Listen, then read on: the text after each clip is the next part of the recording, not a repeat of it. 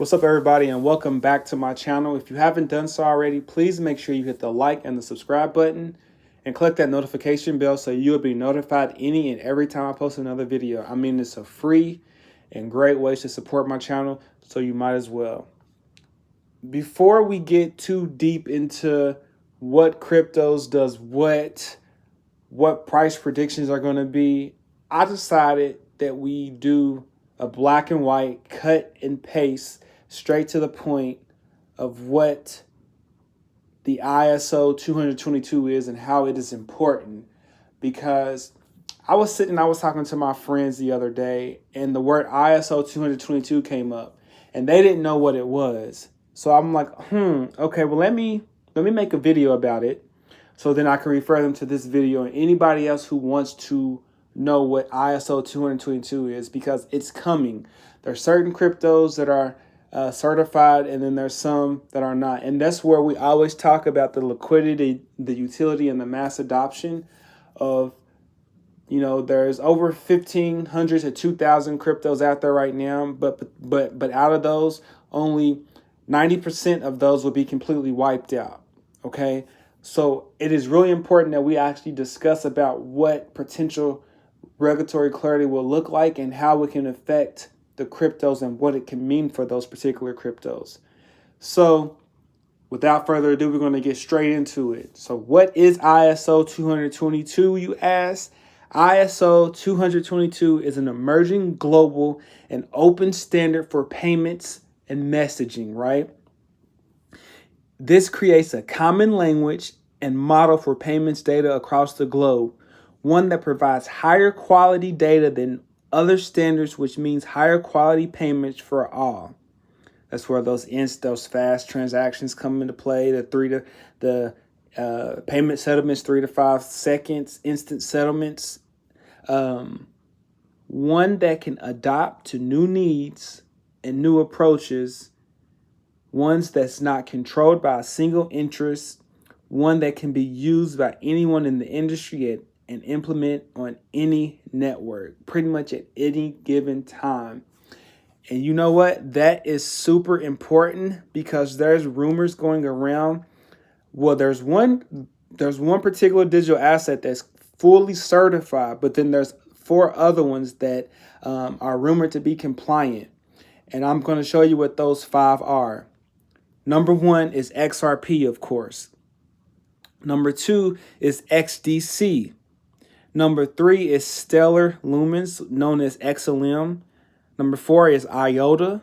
And number 5 is Algorand. And I'm going to tell you why that those are important and what ISO 222 means for the world of crypto and why it's so important. Now, the 222 ISO update could give certain cryptos the advantage of being ISO compliant and chosen by banks for crypto payments. Now, there was an issue behind this, because since banks are so centralized, the actual crypto community was actually against this. But here's the thing. This is a positive for crypto, because this can signal that banks are ready for a change. And to be compliant, a crypto blockchain would have to fulfill all the SWIFT communication requirements. I know we're still talking about SWIFT, including the ability to pass customer data onto the blockchain. This will increase safety for customers using centralized banks to send decentralized crypto. Okay, so you got that right. So here's the thing. And what most people don't understand is that XRP, XLM, IOTA, Algo, and what's the other? XDC. They're all decentralized, but here's the thing. Out of all those ones that are decentralized, there is one. And I'm going to tell you what that one that's certified is, but I'm going to tell you one by one what each crypto is and what it does, okay? So let's start off with XDC. XDC is pretty much the fuel token of the SynFin network. It's just like the Ethereum Ether, but here's the thing: it's used for paying transaction fees and smart contract operations. It can also be staked to participate in SynFin's validator network and for deploying smart contracts. So there's use case for that, right? Okay, so here's another one. So Stellar XLM. Stellar XLM is much like XRP. The actual creator of one of the creators of XRP was Jet McCaleb. He left the Ripple team and then created the Stellar Foundation, and created a similar like crypto asset known as XLM Stellar Lumens. And what Stellar Lumens is pretty much is an open source decentralized protocol for digital currency to fiat money, and it has low cost transfers, which allows cross border transactions just like XRP between any pair of currencies. Now there's rumors saying that XRP is for the banks and XLM is for the people, but you need the two to transact with one another in order for it to be that complete cycle. But the thing is, the Stellar Protocol was supported by a Delaware nonprofit corporation, and there's only about 50 billion of those, okay? So now that we talked about Stellar and what that can do, now we're going to talk about IOTA. IOTA is also a distributed ledger crypto that's designed to record and execute transactions between machines and devices in the Internet of Things. We call it the IoT ecosystem. The ledger uses a cryptocurrency called MIOTA to account for transactions in its network. IOTA's key innovation is Tangle, which is a system of nodes used for confirming transactions. IOTA, now here's the thing. Now there's claims that IOTA claims that Tangle is faster and more efficient than typical blockchains used in cryptocurrency. So that could be another reason why it's rumored to be ISO 222 compliant, okay? And now that we talked about IOTA, now we're going to talk about Algorand. Algorand is also another decentralized blockchain that utilizes the blockchain technology network, and it uses the native currency known as Algo, ALGO. Now, the idea behind Algorand was to combine features of mainstream, well-established cryptocurrencies such as decentralization, transactions without central authority, easy to divide tokens, but with added speed and less computing power necessary to run the system, okay? Now, what's neat about this is that you can also stake and make passive income by that. And this is another reason why this is rumored to actually be part of ISO 222.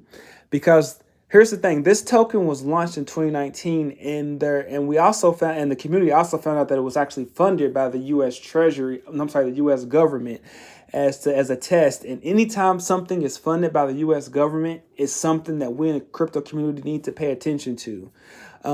It was developed in 2019. Its development was overseen by an MIT professor by the name of Sylvia Michaela.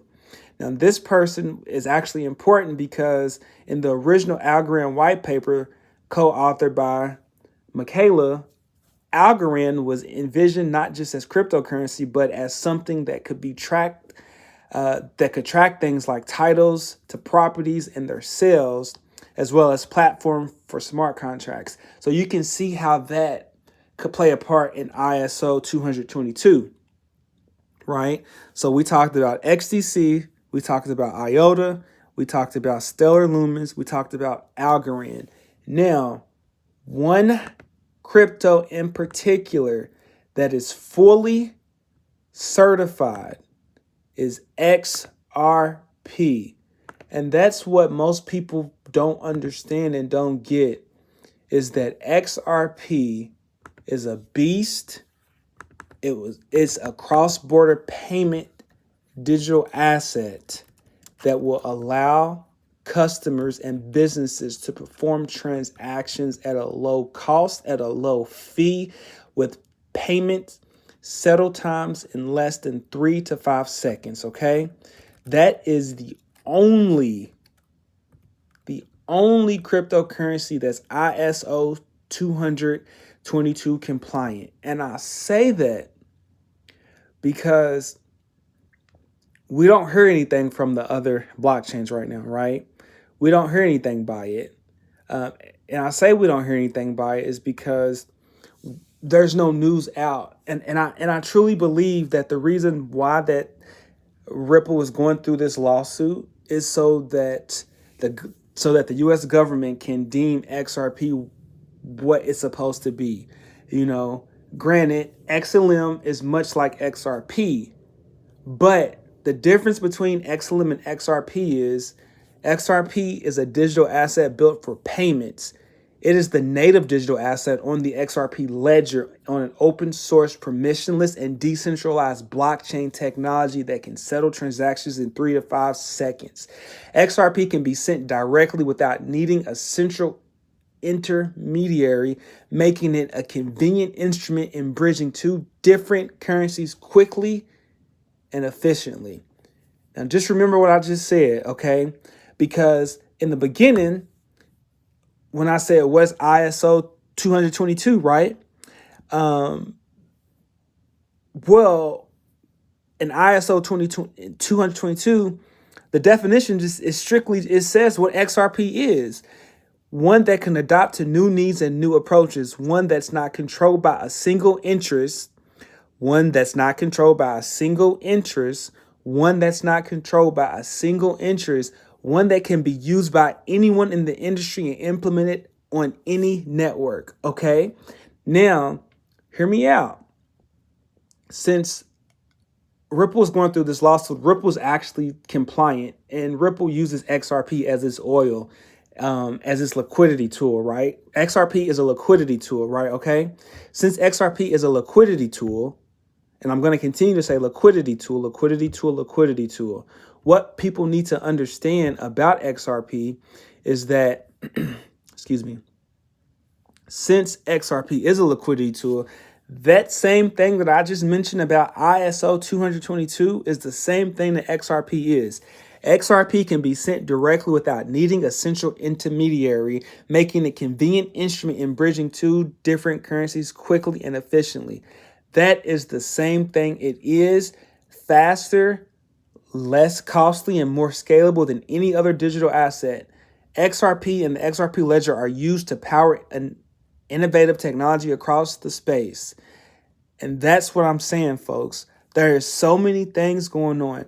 I don't have anything negative to say about the other four rumored to be ISO 22020 compliant, but as of right now, as of November 16th, 2021, and right now it is December 17th, 2021, okay? As of right now, the only blockchain company that's compliant is Ripple. All the other ones, there's nothing in paper, there's nothing in stone. I love XDC, I love XLM, I love Algorand. I'm not going to say I love IOTA because, they've been getting, they were getting hacked. But I'm going to say I love them for now. I have nothing against them. They're all great blockchains, but they are not written in paper. And I can guarantee you if they were written in paper, they will probably be hit with the lawsuit, just like Ripple is being hit with the lawsuit, because the only way something can come out being used by the entire world is if it's finally deemed as a virtual currency, a cross-border payment. Ripple's already certified in ISO 222. Ripple's already certified. That's part of the payment messaging system, right? There's no way a new type of currency / digital asset / cross-border payment can be used without being regulated. And there's no lawsuit for the other four cryptocurrency blockchains right now, okay? Hear me out. Now here's the thing. Why would Ripple partner with other companies like this one, the Republic of Palau? Because the Republic of Palau partners with Ripple to develop a digital currency strategy. Well, we all know that means they're developing a CBDC, central bank digital currency, right? Okay, so here's the thing. I'm just going to briefly touch over because I've already touched over it in my recent video about a few days ago. But here's the thing. Palau is a U.S. territory, okay? Why would the SEC allow a U.S. territory create a central bank digital currency when Ripple is going through a lawsuit with the SEC? Again, folks, that's what I like to tell people. You need to know what you hold, because this is a smoke and mirrors. This is just the path that XRP and Ripple have to take in order to be deemed a non-security and be deemed XRP as a liquidity tool that frees up the Nostro Vostro accounts, that frees up, that unlocks the Nostro Vostro's accounts, that found that XRP can be considered used as a liquidity tool from the Forex markets, and so I could take on the quintillion of dollars that's locked up all over the world, so banks can free up the money and have fast and instant settlement payments between 3 to 5 seconds. There is no way in the world that Ripple would be ISO 222 compliant, be part of Swift's payment messaging system, then work with the Republic of Palau to create a CBDC, central bank digital currency,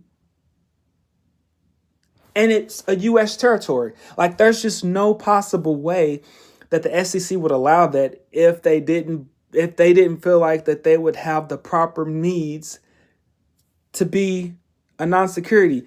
And I don't know if people heard this, but there was a video of Jay Clayton being interviewed or whatnot, and then there was an actual article that came out about Jay Clayton being interviewed. Okay, here's my thing.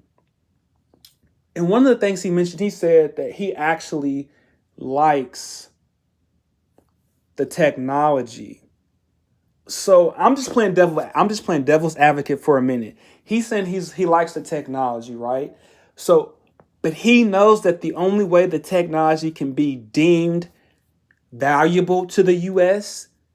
is if this Ripple versus SEC case, if he created this Ripple versus SEC case so that the U.S. can then value what XRP has to bring to the U.S. because it's already bringing all those type of liquidity tools to the countries actually around us.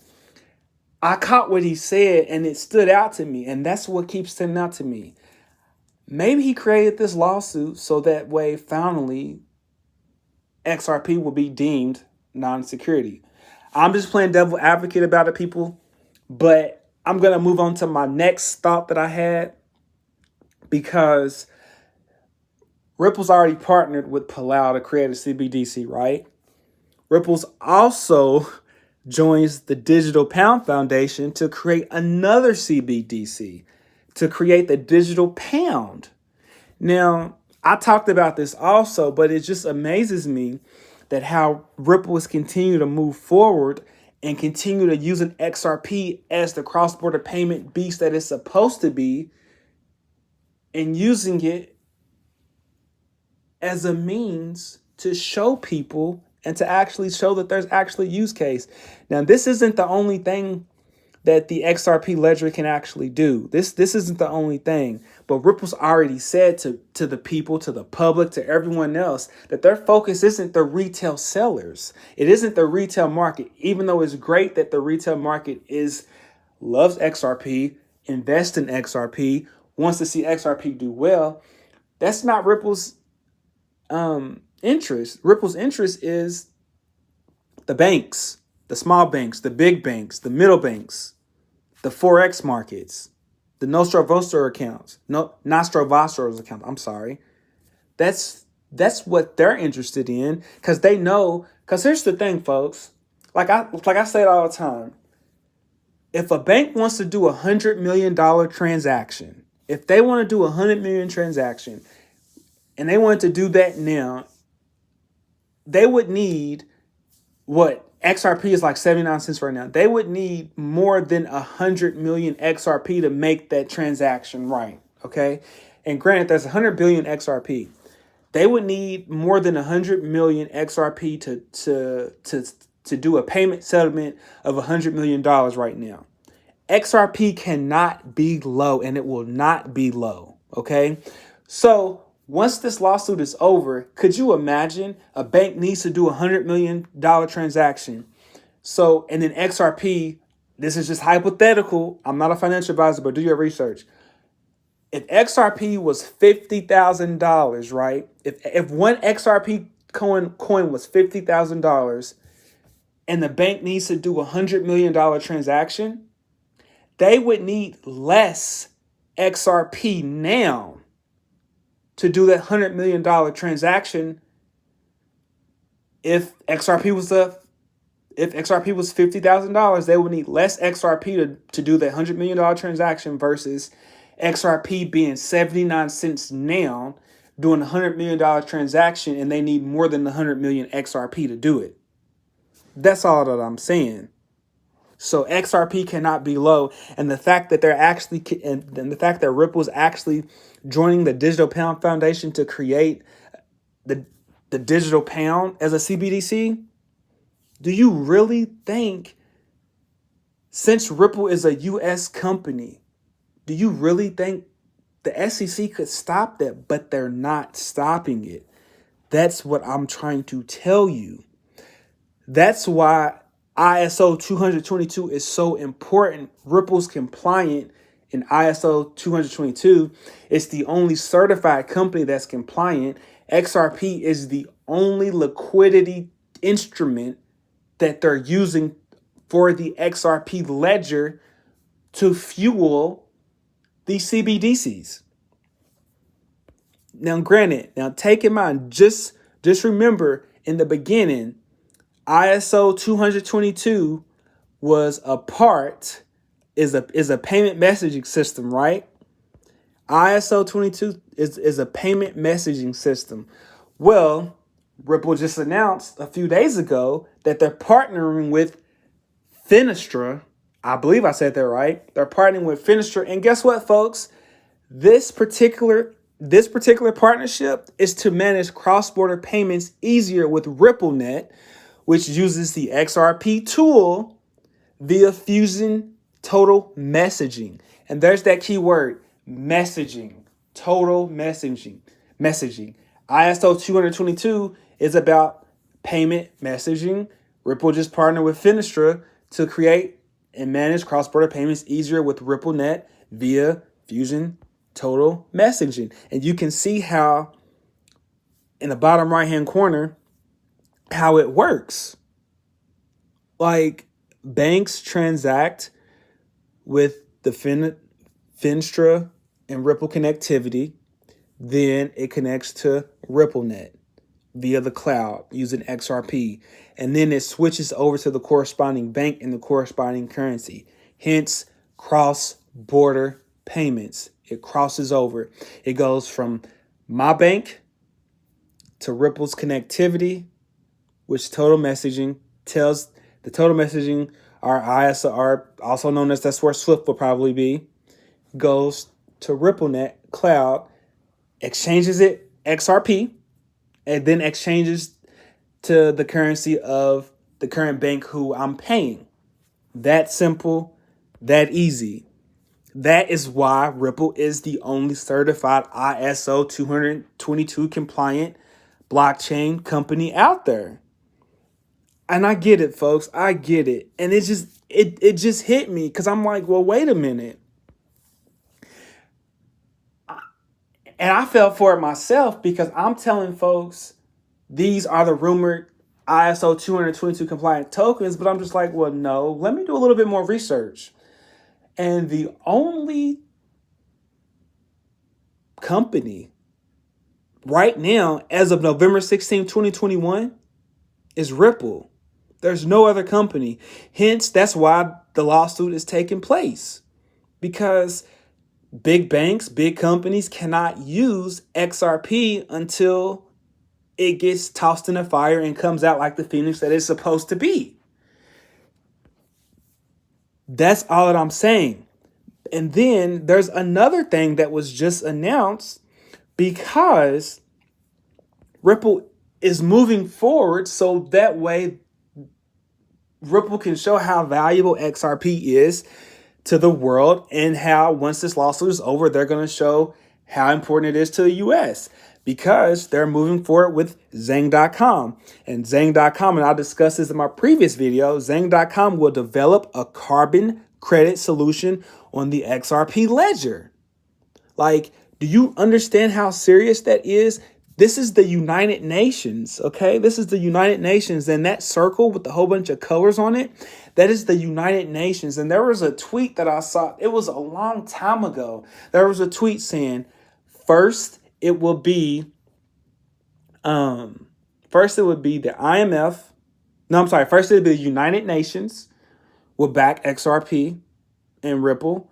Then it would be the IMF, and I just posted a video about the IMF, and then it would be the Feds. So now we're past the United Nations mark because the United Nations just partnered and saying that they're actually using the XRP ledger. Like, that's why Ripple is ISO 222 compliant. I'm going to continue to say that because ISO 222 compliant is a payment messaging system. Ripple just partnered with Finistra to do a messaging system that can do payments. Like Ripple blockchain. I'm sorry, not Ripple's blockchain, but the XRP ledger is replacing Swift. And that's why I like to tell people to know what you hold, because eventually this stuff is going to happen overnight when we least expect it. And actually on the government's website, they actually say they can actually do a payment overhaul within the blink of an eye. Well, not necessarily in the blink of an eye, they say an overhaul. An overhaul means instantly, without any question, without any doubt. That's what that means. Ripple is doing a lot, folks. XRP will be doing a lot. Once this lawsuit is over, that's it. Once this lawsuit is over, that is it. You know, ISO 222 is an open standard, is global, and it's an open standard for payment messaging. Okay, XRP is a tool that's faster, less costly, more scalable than any other digital asset out there, and it can go up to 1 million transactions per second, folks. This is a new technology. The US is putting putting Ripple to the test, and they're going to pass. Ripple is compliant, is the only certified compliant blockchain company of ISO 222, right? And they're helping countries and U.S. territories create CBDCs. They just partnered with Finistra to create, to manage cross-border payments easier with RippleNet via Fusion Total Messaging, just like what we talked about earlier. It's going to replace Swift. First, they're trying to partner with Swift, but it's going to be replaced. And now the United Nations picked the XRP ledger. And not only did they pick that, Ripple then announced a few hours ago how last month how they released a framework for cryptocurrency and digital asset regulations. There's a reason why they're listing this, folks, because once this Ripple versus SEC lawsuit or SEC versus Ripple lawsuit is over, folks, I'm telling you, a Ripple test is going to be created. They're already compliant. ISO 222. They're already compliant, folks. They're putting this stuff out to let us know what is coming. I don't know about y'all, but I'm glad that XRP is down. That makes me want to invest more in XRP. I know what I'm holding. Hopefully you know what you're holding. Do your research. Hopefully this crash course helped you. Hopefully this helped you. My friend, if you're watching it, I hope this helped you. This is what this is what ISO 222 is, what it means for crypto, and that those other 4 cryptos that were speculated in rumors, they very well could be true. But right now, the only blockchain out there that's certified ISO 222 compliant is Ripple. And I can guarantee you, if the other ones were certified, there probably would be a lawsuit coming also, because bankers do not want to use centralized banks, and anything for that matter, do not want to use a digital asset that's not regulated and officially deemed a currency without it being put to the test and without it being put to the fire. That is all I gotta say. That is it for me, everybody. I hope you enjoyed this video. If you stayed this long for the video, please make sure you hit the like and the subscribe button and click that notification bell so you'll be notified any and every time I post another video. As always, stay focused, stay locked in. So Peace. I want to turn to you. Thank you for a moment, Mr. Brooks. If you were king for a day and you were going to tell us, here's what you need to do to structure the regulatory framework, in a minute and 39 seconds, tell us what that would look like. I mean, I can barely introduce myself in a minute and 39 seconds, Congressman. I come back to the concept of parity.